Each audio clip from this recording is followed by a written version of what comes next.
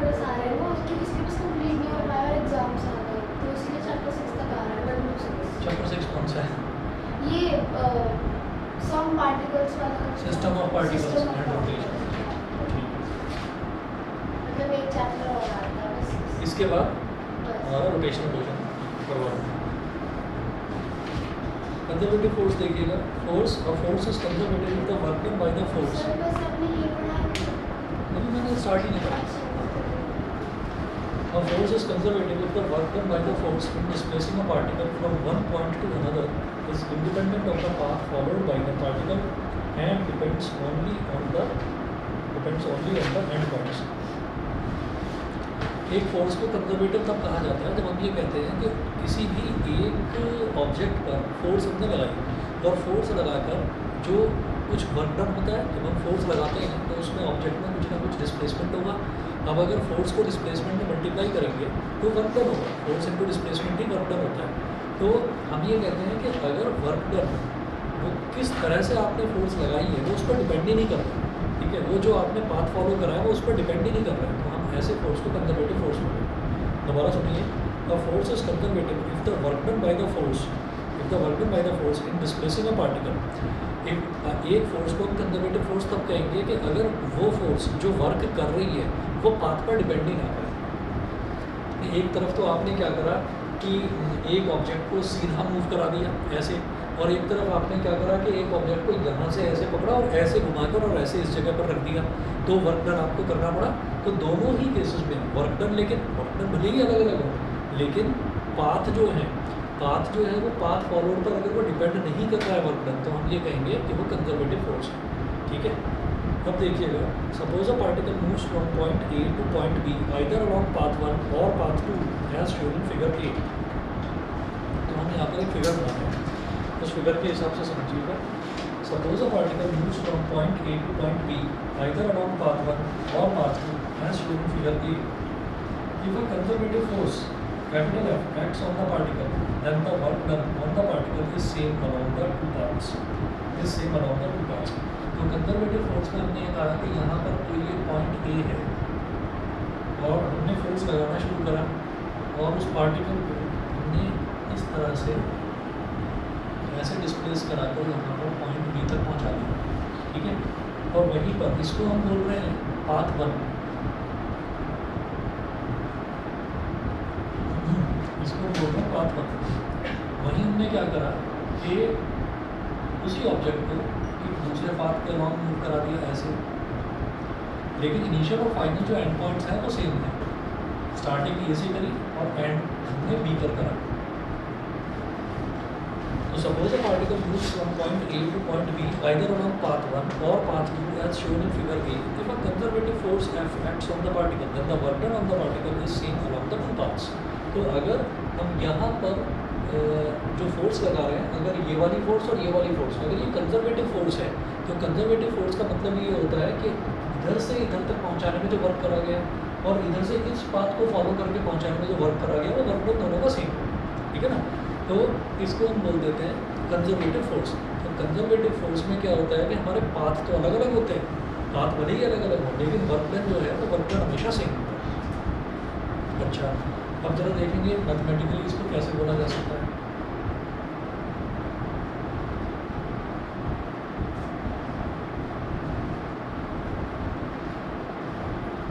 Mathematically इसको कहेंगे WAB। Bracket में लिखिएगा along path 1 is equal to WAB along path 2। WAB along path 1 is equal to WAB along path 2। इसको बोल दिया equation number 1। Now suppose the particle moves in a round trip from point A to point B along path 1 and then back to point A along path 2 as shown in figure B। ठीक है, तो हमने ये कहा यहाँ पर, देखिए यहाँ तक शायद आपको समझ में आ गया होगा। कंजर्वेटिव फोर्स वो वाली फोर्स होती है जिसमें हम ये कहेंगे पाथ पर वो डिपेंड नहीं करती फोर्स।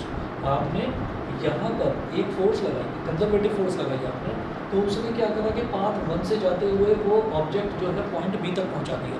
ठीक है, तो जो वर्क डन करना पड़ा वो कुछ वर्क डन करना पड़ा होगा, उसको हमने बोल दिया W A B along path 1। तो पाथ 1 से होते हुए अगर ऑब्जेक्ट ए से बी तक पहुंचा है तो वर्क डन को हमने W A B along path 1 बोल दिया। फिर उसने कहा कि वही कंजर्वेटिव फोर्स अगर हम ऐसे लगाते हैं कि वो ये वाला पाथ वाले इस वाले पाथ से पॉइंट बी तक पहुँचे ऑब्जेक्ट, तो हम ये कहेंगे तब हो जाएगा W A B along path 2। तो अगर फोर्स कंजर्वेटिव है ना तो दोनों वर्क डन इक्वल होंगे, ये होता है। समझ गए? अब इसी तरीके से एक दूसरा फिगर बनाऊंगा, दिस इज फिगर ए।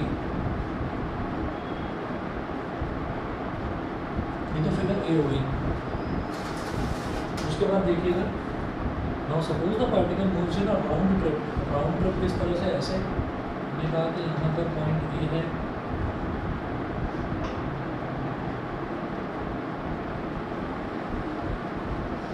और ये ऑब्जेक्ट को हमने फोर्स लगाकर ए से बी तक ऐसे पहुँचा दिया।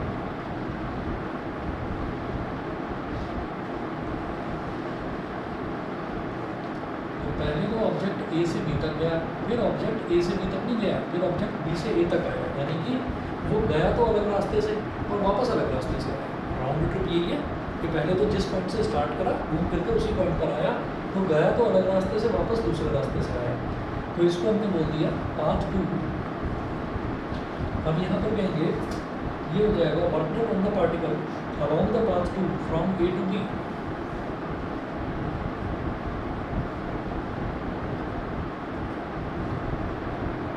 ये पूरा ना लिखकर मैं डब्ल्यू ए बी लिख रहा हूँ बस, W A B along path 2।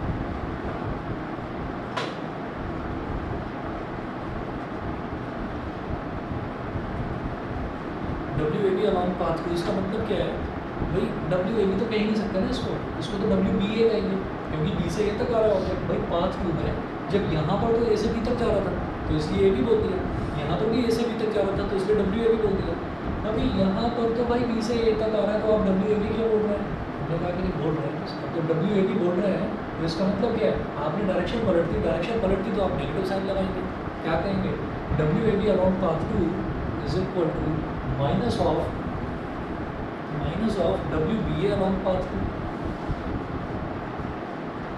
Minus of W B A along path 2।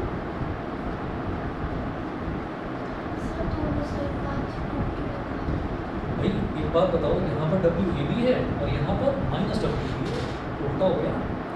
फिर जैसे मान लीजिए ये होता है कि एक ऐसे ए और बी, ए से बी तक जा रहा है कोई वेक्टर, ए से बी तक जा रहा है, तो या तो इसको वेक्टर को हम कह देंगे ए बी वेक्टर, ये कहेंगे नहीं बी ए वेक्टर क्या होगा? तो बी ए वेक्टर क्या होगा? Negative of A B vector, क्योंकि साइन अपोजिट हो गया। तो इसी तरह से डब्ल्यू ए बी क्या होगा? Negative of W B A, ये होगा, क्योंकि साइन उल्टा कर दिया W A B is equal to negative of W B A. ठीक है, और ब्रैकेट में अलॉन्ग पाथ को लिखना इस वजह से ज़रूरी है कि कहीं पाथ 1 में कन्फ्यूज ना हो जाए, बस इसलिए। ठीक, तो W A B is equal to negative of W B A. ये जो ऊपर वाली इक्वेशन थी इसको इक्वेशन नंबर 1 बोला, और ये वाली जो है इसको इक्वेशन नंबर 2 बोल दिया। ठीक है, अब देखिएगा अगर मैं इक्वेशन नंबर 1 और इक्वेशन नंबर 2 दोनों को कंपेयर करूँ तो इक्वेशन 1 में भी राइट हैंड साइड में क्या है? W A B along path 2, और यहाँ पर लेफ्ट हैंड साइड में है W A B along path 2, तो ये दोनों इक्वल हो जाएंगे। ठीक है, तो यहाँ लिखेंगे from 1 and 2 we have W A B along path 1 is equal to minus of,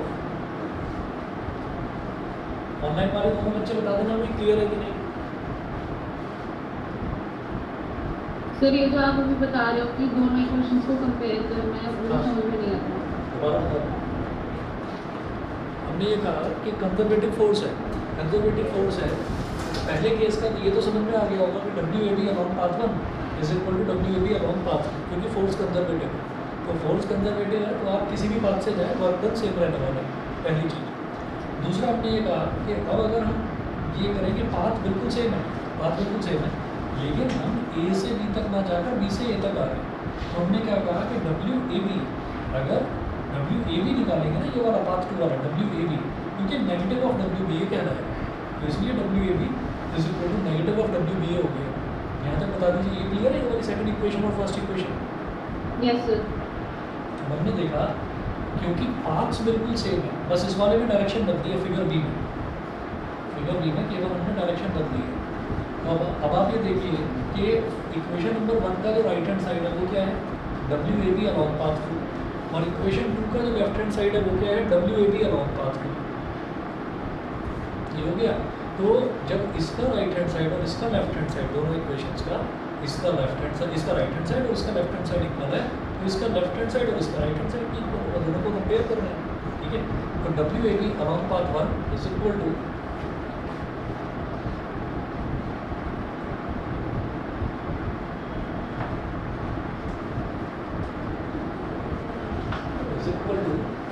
minus W B A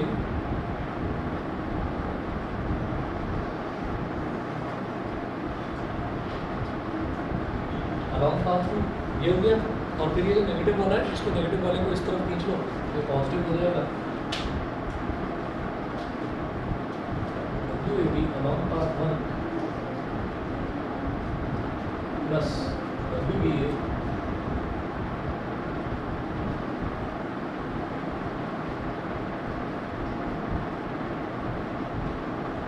along path 2 is equal to 0।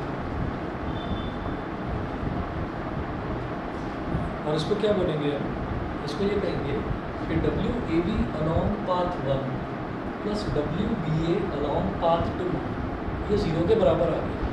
ये समझ गया, कोई राइट हैंड साइड वाली टर्म को लेफ्ट हैंड साइड में ले आए तो वो नेगेटिव था, उधर यहाँ आकर पॉजिटिव हो गया, ठीक है। और फिर राइट हैंड साइड में क्या बचा, 0 ही तो बचा, ये 0 हो गया। यहाँ तक क्लियर है।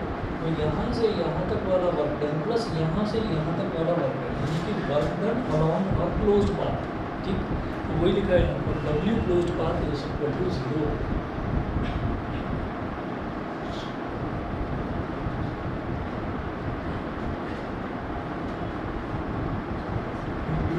Work done along the closed path is equal to 0. Hence a force is conservative. Hence a force is conservative if the work done by the force in moving a particle around any closed path is 0. तो एक force को conservative इस तरह से कहा जाता है। पहले तो आप उसकी, अगर कंजर्वेटिव फोर्स पूछा जाता है तो पहले तो आप उसकी डेफिनेशन लिखेंगे, फिर आप ये समझाएंगे कि ये जो वर्क डन है क्लोज्ड पाथ में 0 हो गया।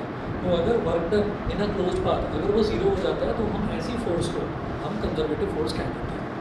बताइए जी, क्लियर है? ठीक है, चलिए जी आगे चलते हैं। नेक्स्ट है conservative force of, conservative nature of gravitational force.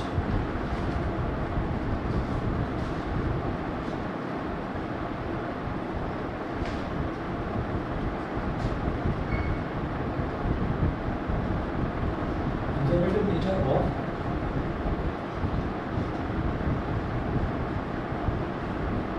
Gravitational force.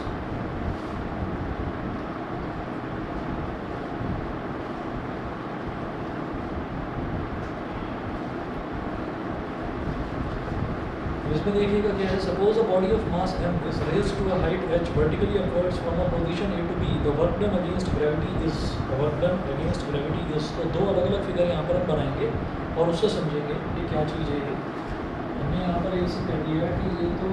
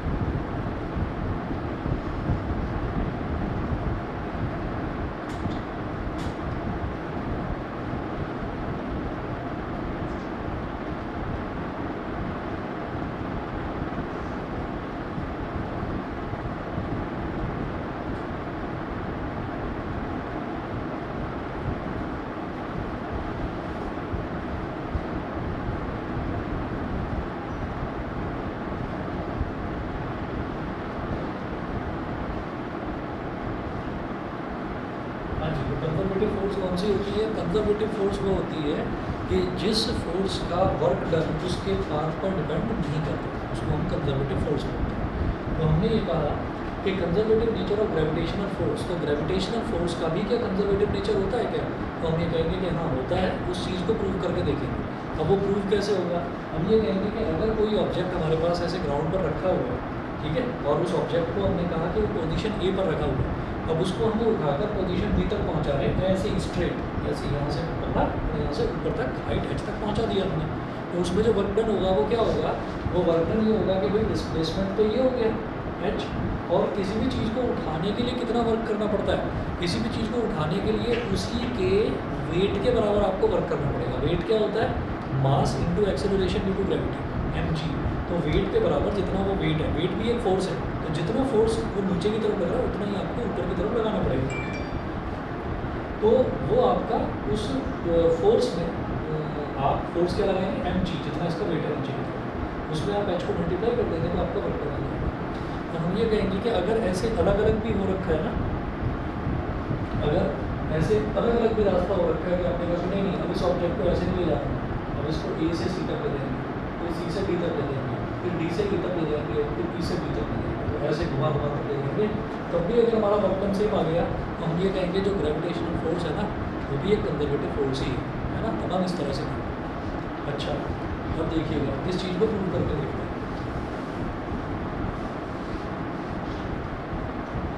अब एक बार सीधा पाथ है, एक बार टेढ़ा मेढ़ा पाथ है, तो दोनों ही केसेस में जो हमारा वर्क डन है वो सेम होना चाहिए।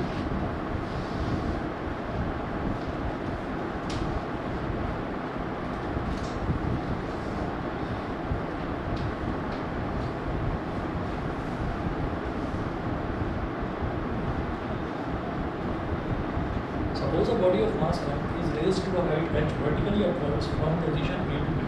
हमने माना कि एक बॉडी को वर्टिकली अपवर्ड्स हम ऐसे ही लेकर पॉइंट ए से पॉइंट बी तक हम लेकर गए और वो कितनी हाइट तक पहुंचाया हमने? h height, from position A to B। The work done against gravity is W is equal to mg into AB। तो फिगर ए के केस में हम देख रहे हैं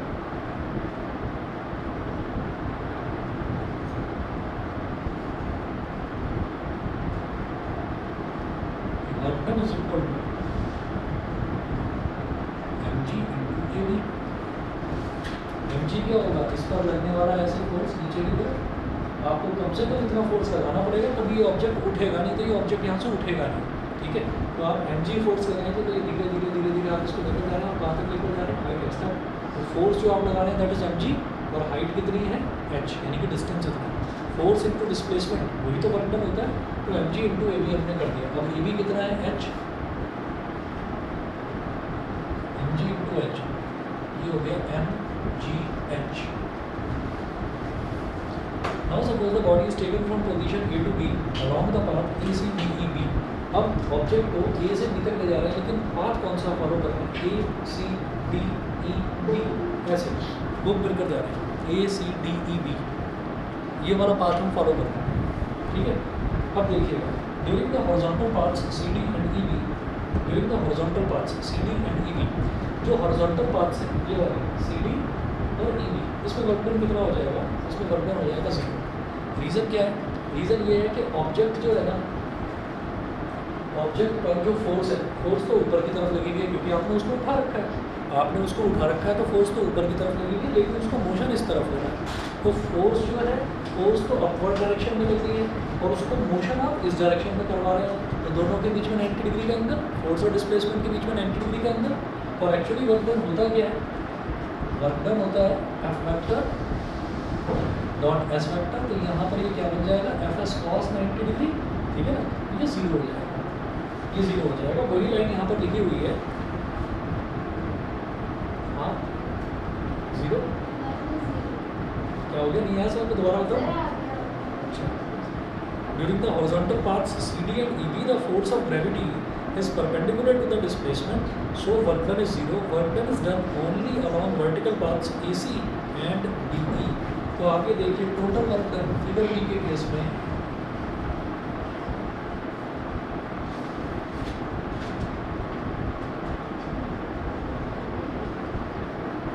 total work done is W is equal to WAC plus WCD plus WDE plus WEB, ये हो गया। WAC मतलब A से C तक जा रहे हैं। WAC हम इसको लिख देंगे क्योंकि हम फोर्स भी इसी डायरेक्शन में लगा रहे हैं और डिस्प्लेसमेंट भी इसी डायरेक्शन में हो रहा है, तो दोनों जो है दोनों का डायरेक्शन सेम है। तो जब डायरेक्शन सेम होता है तो हो जाता है FS cos 0, cos 0 होता है 1, तो FS बन जाएगा सर। FS यानी कि फोर्स इनटू डिस्प्लेसमेंट। तो फोर्स जो आप लगा रहे हैं वो तो mg हो गया और डिस्प्लेसमेंट कितना AC, यहाँ लिखेंगे mg into AC, mg into AC। फिर WCD की बात करते हैं। तो WCD आपने जो भी वो बॉक्स है उस बॉक्स को आपने ऐसे उठा रखा है, ऐसे उठा रखा है यानी कि फोर्स तो आपने ऊपर की तरफ लगा रखी है, फिर आप उसको ऐसे मूव करा रहे हैं, तो फोर्स कहाँ लगा रखी है अपवर्ड और डिस्प्लेसमेंट कहाँ हो रहा है इस तरफ। तो फोर्स अपवर्ड और डिस्प्लेसमेंट इस तरफ, ठीक है। दोनों के बीच में 90 डिग्री का एंगल, FS cos 90, cos 90 0 होता है, इस वजह से वर्क डन 0 हो गया, ठीक है। तो CD वाले केस में WCD जो है ये हो जाएगा 0। सिमिलरली अब जब WDE की बात करेंगे तो बिल्कुल ठीक है कि भाई फोर्स तो लग रही है ऊपर की तरफ और डिस्प्लेसमेंट भी ऊपर की तरफ, तो mg इंटू DE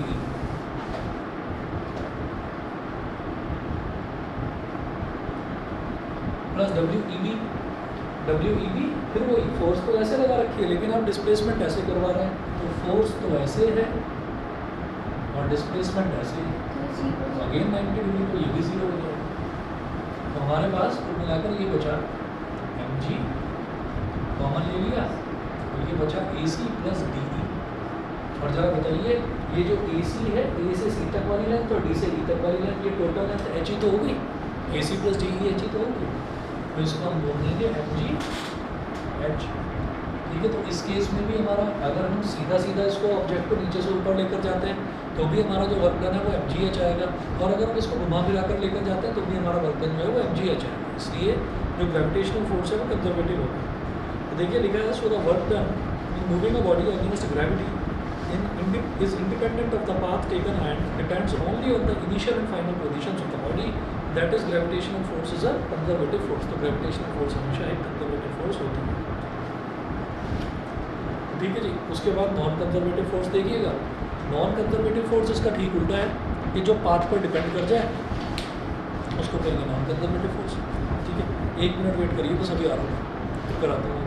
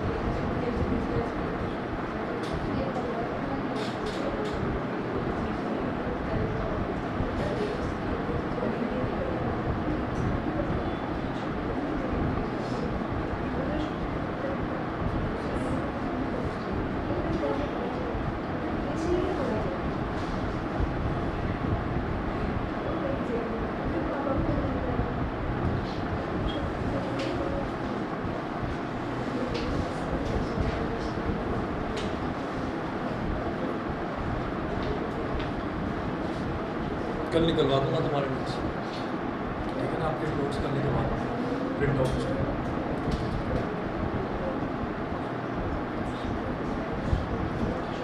अच्छा जी, अब अगला देखते हैं जरा non conservative force. Non conservative force में ये देखिए, जो पाथ पर डिपेंड नहीं करता उसको, जो पाथ पर डिपेंड करता है उसको बोलेंगे नॉन कंजर्वेटिव फोर्स। तो if the amount of work done in moving an object against a force from one point to another depends on the path along which the body moves, then such a force is called a non-conservative force. Example बेहद आसान है इसका, क्या? Forces of friction and viscosity are non-conservative forces. Forces of friction and viscosity. Forces of friction, friction की force तो आपको पता है ना, कि अगर मान लीजिए कोई साफ़ सुथरा स्मूथ रास्ता है तो वहाँ पर फोर्स ऑफ फ्रिक्शन कम लगेगी, और अगर कोई रफ रास्ता है, रफ है, उबड़ खाबड़ रास्ता है, तो वहाँ पर फ्रिक्शन की फोर्स ज़्यादा लगेगी, ठीक है। तो ये जो फ्रिक्शनल फोर्स है ये अपोजिंग फोर्स होती है, ये आपको पता है। ऐसे ही लिक्विड्स के केस में भी एक अपोजिंग फोर्स होती है, उसको हम बोलते हैं फोर्स ऑफ विस्कोसिटी। जैसे हमने एक कांच का ग्लास लिया और उसमें हमने एक कॉइन लिया और उसमें पानी भर दिया, और पानी भरने के बाद में हमने उसको कॉइन को ऐसे ही ड्रॉप, उसको उसके अंदर ऐसे ही ऊपर से छोड़ दिया बस, ठीक है। तो वो एकदम से थोड़ी गिरेगा, वो धीरे से गिरेगा। क्यों? क्योंकि पानी उस पर एक फोर्स ऑफ विस्कोसिटी लगा रहा है। विस्कोसिटी फोर्स मतलब लिक्विड्स जो अपोजिंग फोर्स लगाते हैं ना, उसको फोर्स ऑफ विस्कोसिटी बोलते हैं। इसी तरीके से आपने क्या करा, आपने शहद ले लिया और शहद में आपने उसको कॉइन को डाला, तो शहद में तो बिल्कुल ही धीरे धीरे धीरे धीरे करके जाएगा, पानी में तो फिर भी जल्दी गिर जाएगा। तो क्योंकि शहद क्या है, उसकी डेंसिटी थोड़ी सी ज़्यादा है, जब उसकी डेंसिटी ज़्यादा है तो वो उस पर फोर्स ऑफ विस्कोसिटी ज़्यादा लगाएगा, ठीक है। तो फोर्स ऑफ विस्कोसिटी ये भी अपोजिंग फोर्स होती है, और फोर्स ऑफ फ्रिक्शन ये भी अपोजिंग फोर्स होती है। तो ये दोनों ही फोर्सेज ये दोनों ही नॉन कंजर्वेटिव फोर्सेज हैं कि अगर हम एक स्मूथ लिक्विड के थ्रू किसी कॉइन को डाल देंगे तो जल्दी गिरेगा, ठीक। तो यानी कि वर्क डन जो है वो कम होगा, और अगर एक गाढ़ा लिक्विड है, उस गाढ़े लिक्विड में हमने कॉइन को डाल दिया तो वो धीरे धीरे धीरे धीरे गिरेगा, यानी कि वर्क डन बहुत ज़्यादा होगा, ठीक है ना। चलते हैं फिर आगे, अगला देखते हैं potential energy in relation to conservative force. तो कंजर्वेटिव फोर्स के साथ में पोटेंशियल एनर्जी किस तरह से रिलेट करती है वो देखते हैं। Potential energy in relation to conservative force.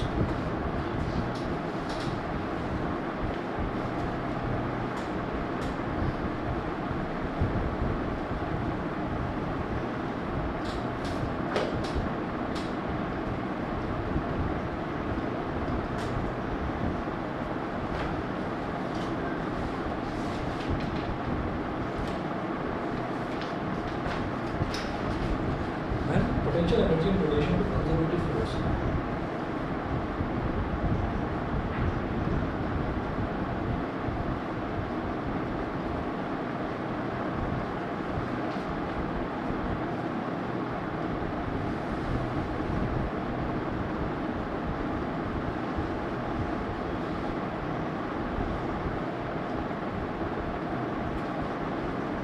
When a conservative force affects for simplicity in one dimension, when a conservative force affects for simplicity in one dimension, हमने conservative force को simplicity सिंपल रखने के लिए one dimension में माना है। हमने ये नहीं माना कि वो force ऐसे लग रही है कि कोई चीज़ आगे भी बढ़ रही है और कोई चीज़ ऊपर भी उठ रही है, तो 2 dimensional force या 3 dimensional force ना मानकर उसको 1 dimensional force माना है, कि यानी कि बस वो ग्राउंड के अराउंड ही ऐसे सीधी सीधी चलती जा रही है। तो फॉर सिंप्लिसिटी हमने इसको 1 dimensional force माना है। Thus work W on a particle within the system, the change in potential energy delta U of the system is equal to the negative of the work done by is equal to the negative of the work done by the conservative force. That is, delta U is equal to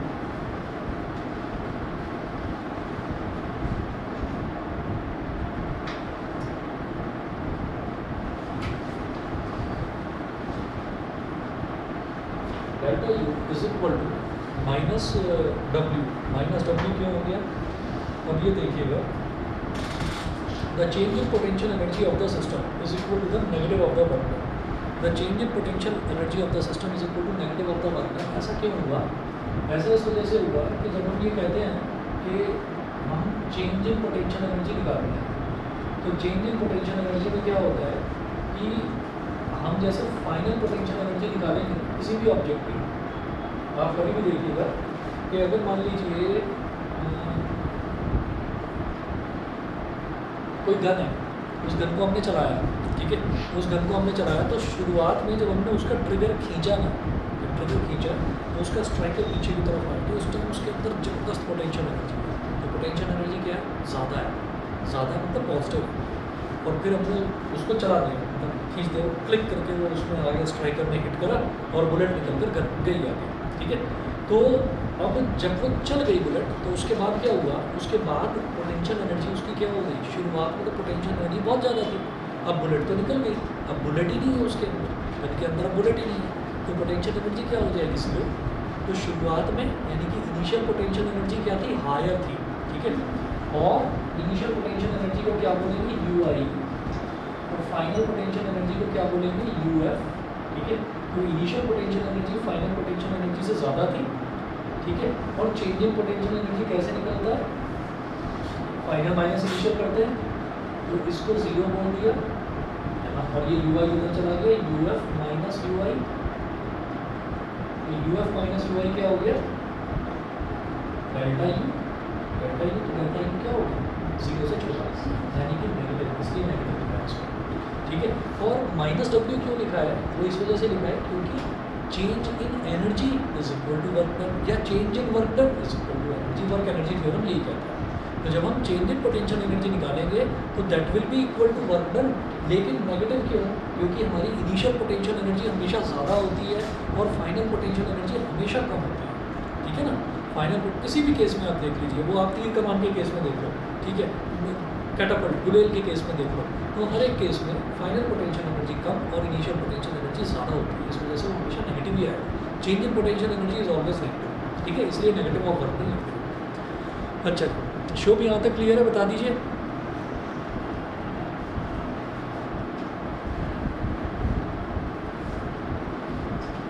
अब देखिएगा, but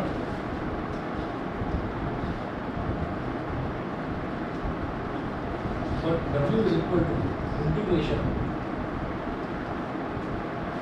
xi to xf fx dx. W is equal to integration xi to xf fx dx. Therefore,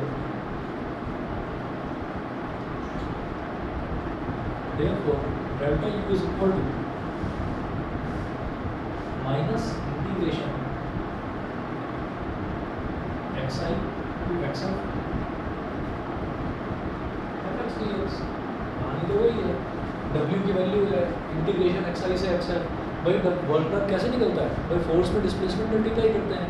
अभी जो force है वो force हमारी non conservative force है, non conservative force का मतलब ये है कि कहीं ज़्यादा है कहीं कम है, कुछ हो सकता है, मतलब वो कांस्टेंट फोर्स नहीं है हमारे पास।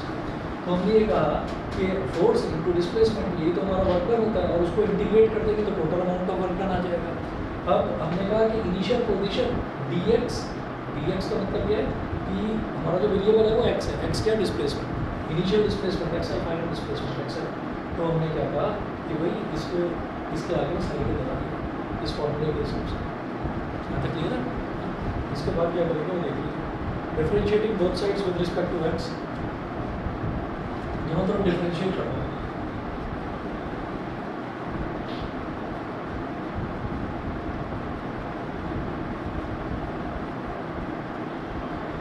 Differentiating both sides with respect to x, ये हो जाएगा du by dx। ये राइट हैंड साइड में क्या हो जाएगा, माइनस ऑफ एक्स, ब्रैकेट में लिखना होता है, नोट्स में चाहे तो लिख लीजिए, differential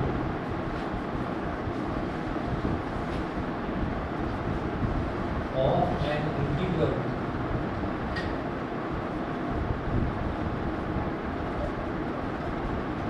is equal to the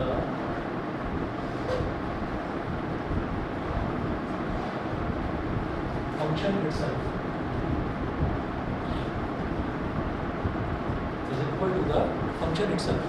differential of the integral, अगर कोई इंटीग्रल है ना, और उसी इंटीग्रल का ही मेरे को डिफरेंशियल लेने के लिए बोल दिया जाए तो वो सिर्फ फंक्शन के इक्वल आ जाए। उल्टा अगर कर दो कि अगर हमारे पास डिफरेंशियल है और डिफरेंशियल का इंटीग्रल निकालो तो वो एक ही बात हो जाती है, ठीक है जी।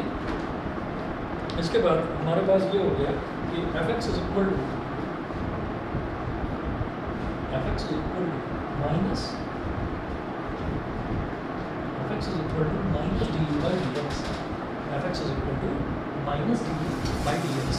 ठीक, तो ये हमारी कंजर्वेटिव फोर्स है। कंजर्वेटिव फोर्स अगर हमको निकालनी है पोटेंशियल एनर्जी के टर्म्स में, तो आपको क्या करना पड़ेगा, पोटेंशियल एनर्जी को डिफरेंशिएट करके नेगेटिव साइन लगा दो बस। तो आपके पास ये आ जाएगा कंजर्वेटिव फोर्स का फॉर्मूला आ जाएगा पोटेंशियल एनर्जी की टर्म्स में, minus d by d x. ठीक है जी, क्लियर? चलिए, hence potential energy may be defined as a function whose negative gradient gives the force। Negative gradient का मतलब स्लोप होता है, स्लोप का मतलब डेरिवेटिव ही होता है। ठीक है, तो D by d x.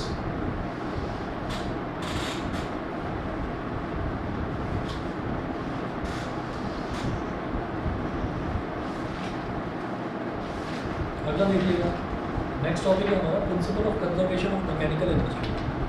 Principle of conservation of mechanical energy, इसमें देखिएगा क्या है। This principle states that if only the conservative forces are doing work on a body, then its total mechanical energy, kinetic energy plus potential energy remains constant.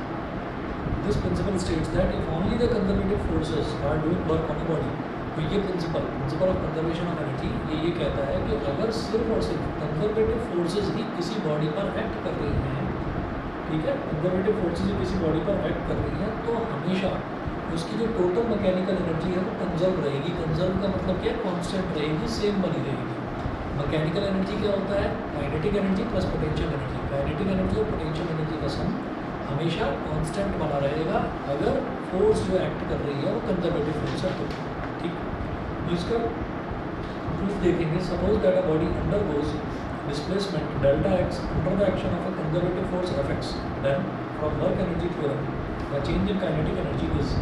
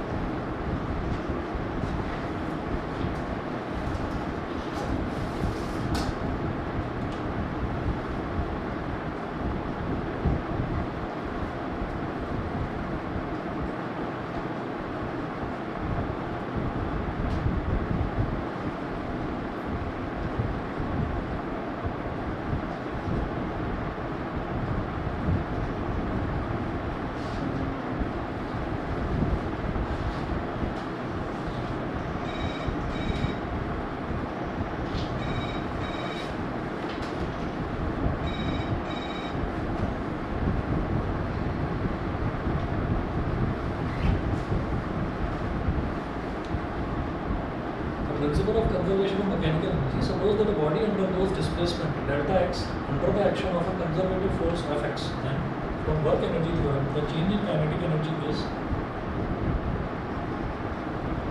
delta t. Change in kinetic energy is equal to Fx dot delta x. Equation number 1.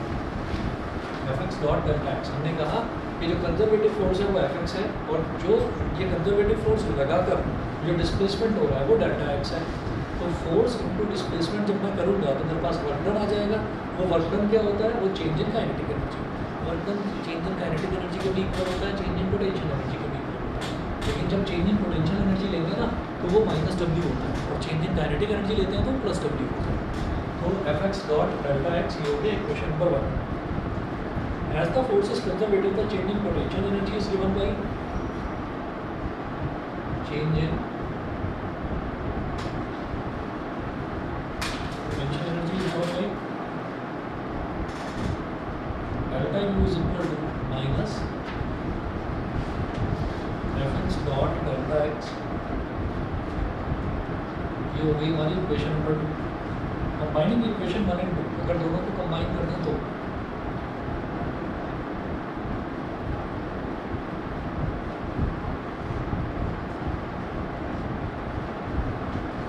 delta k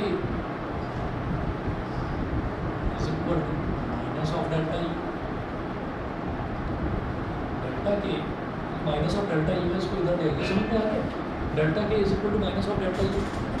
अच्छा, अब इसको इधर ले आए, ये हो जाएगा delta K plus delta U is equal to 0।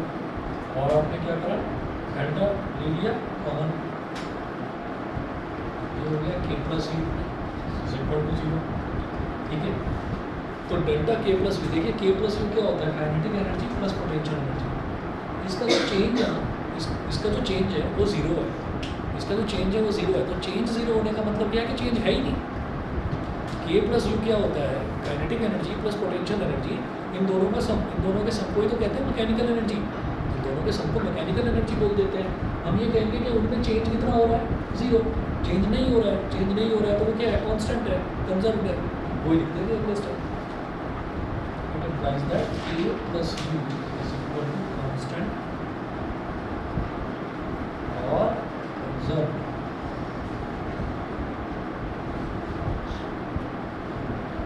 ठीक है, that is Ki plus Ui is equal to Kf plus Ui। Ki plus Ui का मतलब क्या है, initial kinetic energy plus initial potential energy. ये जो भी वैल्यू आएगी वो final kinetic energy plus final potential energy के इक्वल होगी। That's it. ठीक है जी। इसके बाद properties of conservative forces next class में देख लेंगे। आज इतना ही कर लीजिए।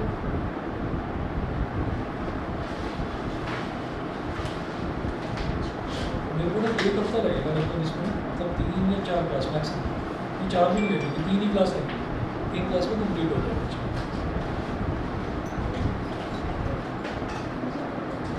तो बता देना अगर वो एंड टाइम पर कुछ ज़्यादा भी अगर सिलेबस बढ़े तो बता देना, चाहे एक्स्ट्रा क्लास लेकर कराना पड़ेगा। ये तो बड़ी अच्छी बात है, तो गुड साइन है ना, कि कुछ बदलाव हुआ। इसको कहना कि जब से हमको बैच मिला है ना, हमने ये क्रांति, ये नया रिवॉल्यूशन हम लेकर आए। इतने में भी कुछ नहीं होंगे। वो बीच में प्रैक्टिकल्स है ना, इसकी वजह से हो गया, ये तो सही तो दे ही होता है। चलिए।